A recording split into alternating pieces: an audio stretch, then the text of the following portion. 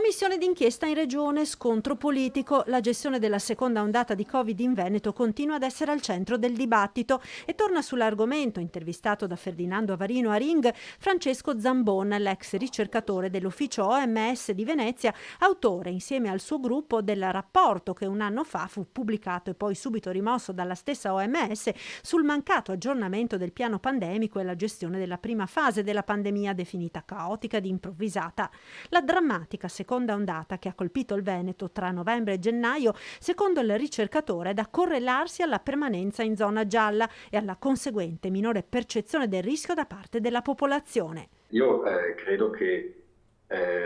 il fatto, per esempio, di essere rimasti a lungo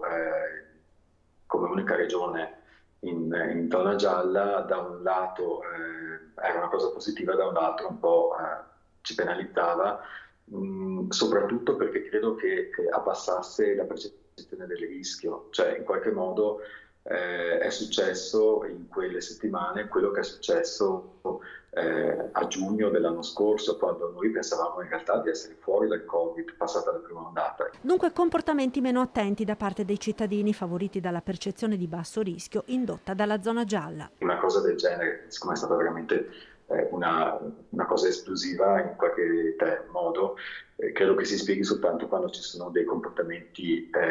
di tutti i soggetti, comportamenti più a rischio per la circolazione. Nonostante comunque la disastrosa seconda ondata, la mortalità del Veneto rispetto a quella delle altre regioni più colpite rimane più bassa, la mortalità media considerando tutte le ondate fino adesso.